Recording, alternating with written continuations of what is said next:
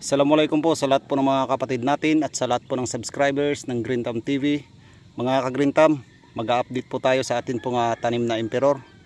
29 days mga ka-Green Thumb simula nung tayo po ay nag-transplant dito sa area. So nagsisimula na pong magsisilabasan yung kanya pong mga side shoots mga ka-Green Thumb. Kaya inaantay lang natin itong timing ng panahon para tayo po ay mag pruning mga ka-Green Thumb. So yung method po ng ating pag-pruning mga ka-Green Thumb ay selected side shoots pruning. So shout out dyan sa atin pong kasamahan sa pagsasaka ng atsal, Mr. Al Narciso. Magandang hapon sa inyo dyan bro. At pati ron sa Upaka TV, assalamualaikum sa inyo dyan kapatid. Sana ay magiging maganda yung inyo pong sika na batch na tanim ng atsal. So dito tayo sa unahan mga ka-Green Thumb para masilip natin kung ano yung kanya pong pinapakitang improvement simula nung tayo po ay nag-drenching ng pataba mga ka-Green Thumb. So ngayon ay tapos na po kami mag-install ng amin pong mga poste mga ka-Green Thumb. Ayan. So dito sa paglalagay po ng atin pong poste, naglalagay po tayo ng linsa para magiging ganito po yung kanya pong resulta. Yan. Ginamitan po namin yan ng linsa mga ka-Green Thumb.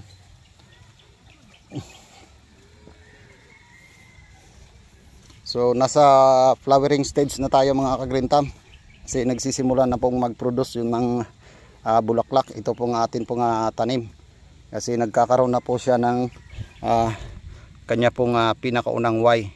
Yan, kung mapapansin nyo po mga ka-Green Thumb ay nakapatong po sa Y yung kanya pong pinakaunang bulaklak. At dito naman sa bandang ibaba, ang dami na pong nagsisilabasan na mga side shoots. Pero meron po tayong pruning nito mga ka-Green Thumb. Selected lang po.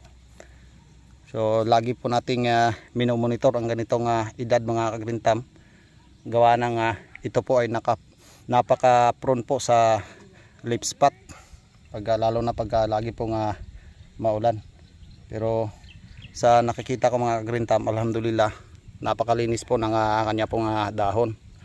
Pero dahil umulan po kanina ay mag-a-apply po kami ng fungicide nito mga ka-Green Thumb.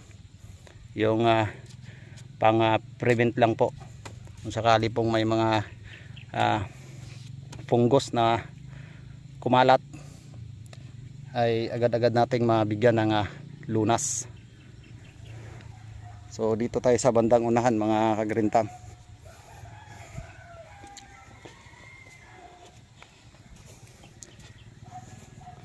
Nagpapagamas na pala kami nito mga ka-Green Thumb.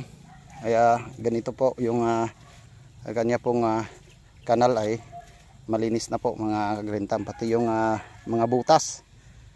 Minsan kasi may mga tumubo dito na mga mga damo. Ayan. Bubunutin natin mga ka-Green Thumb. Ayan. Ito po yung kagandahan pag tayo po ay nag plastic mulch. Pinaka advantage po nito yung pagkakaroon po ng cover doon sa lupa na wag po basta-basta tutubo yung mga damo. Ayan. So nalampasan na natin yung stage ng tanim natin na posibleng magkakaroon ng heat stress. Ang ganitong mga edad po ng tanim mga ka-Green Thumb ay hindi na po basta-basta ito na heat stress. Kasi yung ugat nito mga ka-Green Thumb ay nakalampas na po dito sa mismong butas. Hindi na po ito basta-basta tuyo yung kanyang butas dahil may canopy na po yung atin pong tanim mga ka-Green Thumb. Yan, yung butas ay natatabunan na ng mga dahon. At dito i-check natin, hindi pa nagsisilabasan yung mga ugat dito. siguro mga sunod na linggo nito mga ka-green thumb, pag mag-check tayo dito sa ilalim ay posible na magkakaroon na ng mga maraming ugat dyan, makikita natin. So iwas na po sa heat stress yan mga ka-green thumb pagka ganito na. Kaya minimize na kami nito sa paggagamit namin ng overhead watering. So shout out nga pala kay Mr. Alex Acaso ng Bohol. So isisend ko sa iyo mamaya sa messenger bro kung paano natin ini-install yung atin pong overhead watering. Napakadali lang nun mga ka-green thumb. So sa mga nakasubaybay sa aking channel, maraming salamat po sa inyo pong panunood. 29 days mga ka-green thumb, nag-start na pong magbigay ng mga bulaklak.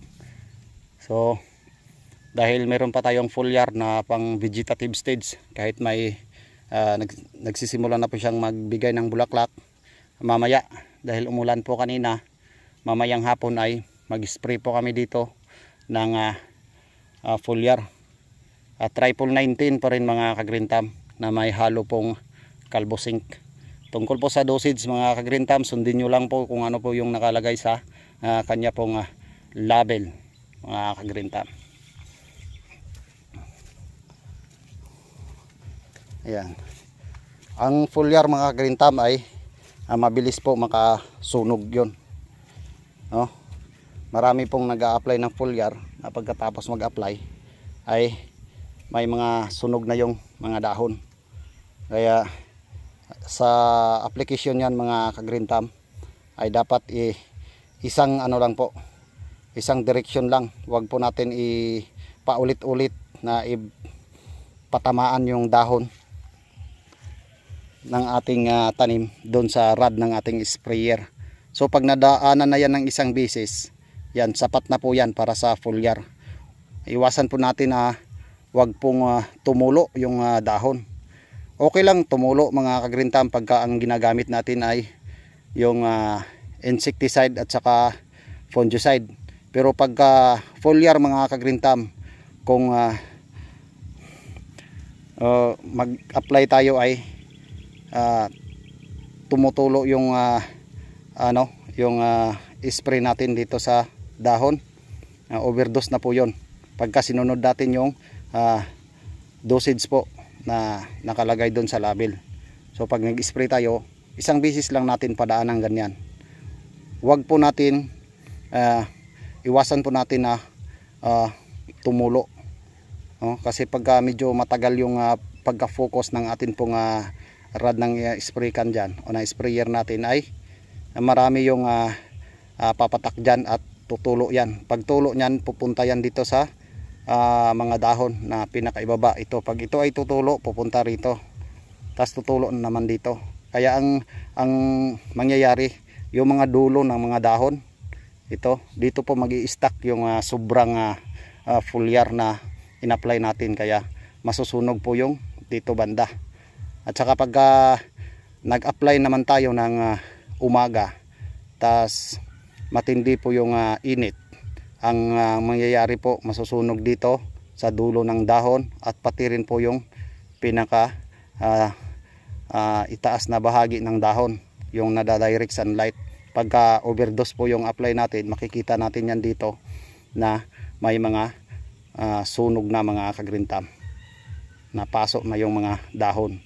Pagkatapos na napasok na, tas uulan yan, dahil may mga sugat na yan mga ka-green thumb, dahil sa mali na application ng ating foliar, yung mga sugat na yon ay madali na po yung pasukin ng mga fungus. Kaya dahan-dahan lang po, ingat lang po sa pag-apply ng foliar mga ka-green thumb, kasi hindi natin pwedeng madaliin yung ating tanim.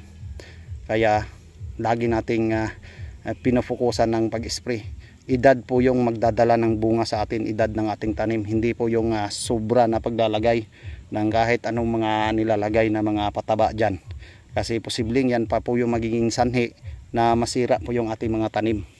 Huwag po nating minamadali yung ating tanim, kasi ang magdadala sa atin ng bunga yan ay kanya pong edad, hindi po yung kanyang yung nilalagay natin mga ka-green thumb. Masusunog na lang yung ating tanim, hindi pa rin magiging mabilis yung pag-produce na ng bunga mga kagrintam.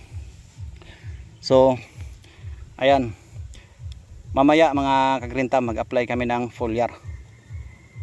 So yun lang po muna mga kagrintam.